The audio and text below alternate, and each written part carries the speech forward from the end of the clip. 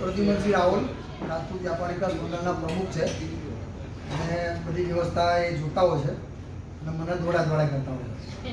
પ્રદ્યુમનસિંહ રાવલને કહીશ કે વ્યાપાર વિશે પેલા મહેસાણાથી પેલા બાપુ એમના જોડાયા છે.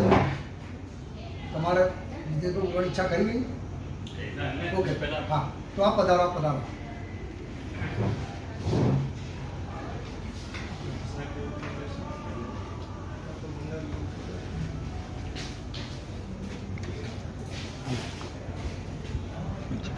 તમારો પરિચય આપો. મારું નામ રાજપૂત ગજેન્દ્રસિંહ, ગામ કિલોડ, તાલુકો સતલાસના. મારું સેકન્ડ હેન્ડ ગાડીનું વેચવું છે, GR મોટર્સ. ત્યાં ખેરાલુ છે ઓફિસ મારી. અને હું બધી ગાડી સુરત, વાપી, વલસાડ, બિલીમોરા, નવસારી, ચીખલી ત્યાંથી બધી ગાડી લઉં છું અને વેચવાની બધી ઉત્તર ગુજરાતમાં. વર્ષે મારું લગભગ ટર્નઓવર 4.5 કરોડનું છે. પણ અમારો બિઝનેસ દેખાય ના બહાર ગઈ, સાયલન્ટ બિઝનેસ કહેવાય એમ. અને છેલ્લા 5-1 વર્ષથી આ ધંધામાં. જય માતાજી.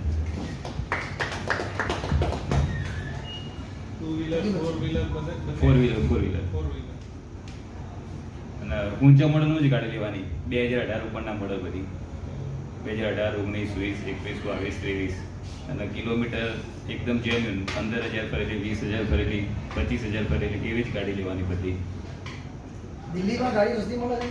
ના, એ ટ્રાન્સફર કરવાનો ખર્ચો થાય ને એટલે સહેમત થઈ જાય આપણે ગુજરાત જેટલું. માનો કે અહીંની આપણે સ્વિફ્ટ ગાડી હોય ને તો દિલ્હીમાં અહીંની કિંમત કરતાં 50,000 સસ્તી મળે, પણ એનો ડીએલમાંથી જીજે કરવાનો ટ્રાન્સફર ખર્ચો પાછો 30,000 લાગે. મને અમે દિલ્હીમાં ગયા હતા હમણાં, એટલે એમ સસ્તી મળે. માનો કે અહીંયા હાલ જે ગાડી હું 5 લાખમાં ખરીદી કરું ને તો એ ગાડી તમને ત્યાં 4.5 મળે. પણ એ ગાડી જેવી તમે નામે કરાવવા જો ને એટલે અહીંનો આપણો રેટ સેમ થઈ જાય એમ. પેલી અહીંની ગાડી 5,000માં તમારા નામે થઈ જાય અને પેલો સીધો આખો નવો ટેક્સ ભરવો પડે. તમને ખાલી સૂચન કરીશ ભાઈ તરીકે, બોલો. દુબઈમાં ઇમ્પોર્ટેડ ગાડીઓનું બહુ મોટું માર્કેટ છે. તમે કોઈ ઇમ્પોર્ટેડ ગાડીઓ 2-5 કરોડની કોણ લેશે? પણ તમારે ગોલ એચીવ કરવા હોય તો મોટી દુનિયા જોવી જોઈએ.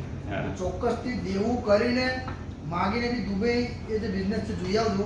હું જવાનો છું, મારો ધંધો નહીં તો બરાબર. એનાથી ખબર પડે કે ક્ષમતા ક્યારે, દુનિયા ક્યારે જવાનું. 2-4 મહિના. Thank you.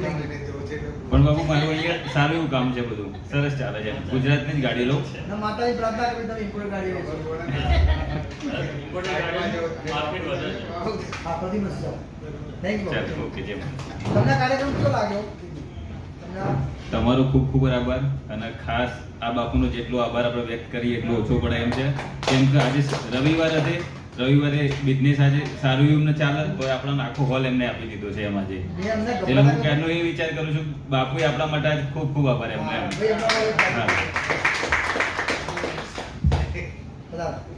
આવા લોકો છે એટલે તો બી આ સમાજ ચાલે, વ્યવસ્થા ચાલે. Thank you. જય માતાજી. મારું નામ પ્રદ્યુમનસિંહ દિલીપસિંહ રાવ, મૂળ વતન માણસા, રહેવાનું હાલ અમદાવાદ નાણપુરા. મારો આઈટીનો બિઝનેસ છે. ઓવરઓલ એક્સપિરિયન્સ મારો આઈટીની અંદર લગભગ હવે કહી શકાય 20 વર્ષનો છે. એઝ અ ડિઝાઇનર સ્ટાર્ટ કરેલું ને અત્યારે અમારી પોતાની આઈટી કંપની છે.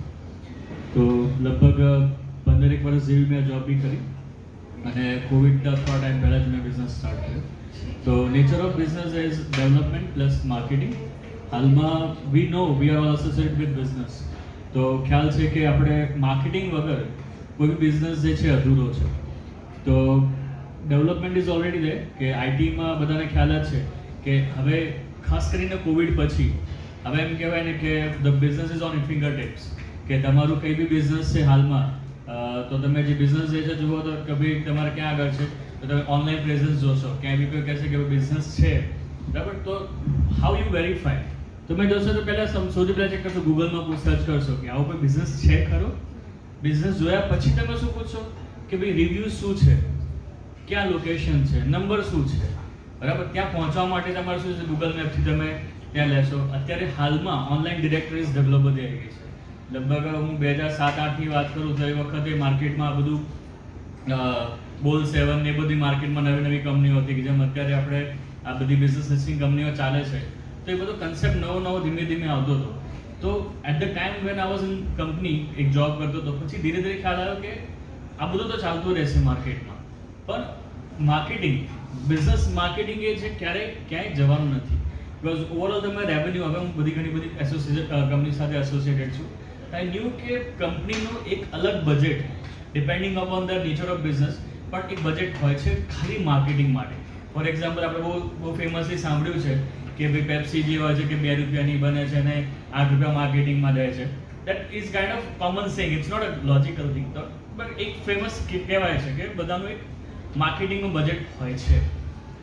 સ્પેશિયલી હવે માર્કેટિંગ હવે કહીએ ને તો માર્કેટિંગ, હવે ડિજિટલ માર્કેટિંગ અમારો એક અલગથી સેગમેન્ટ છે. there are multiple segments though, કે સમજો કે એક એફિલિએશન માર્કેટિંગ બી અમે કરીએ છીએ. Affiliation marketing is like we are associated with big brands, તો તમે ડાયરેક્ટ નથી ડીલ કરતા, but they are dealing with other business partners, અને ત્યાંથી અમારી જોડે એન્ડ ડીલ આવે છે અને we have to provide them the leads in bulk. તો we are in bulk digital marketing typically. એટલે હું સમજાવતું એ રીતે સમજાવું છું કે તમને ઇઝી ખ્યાલ આવે.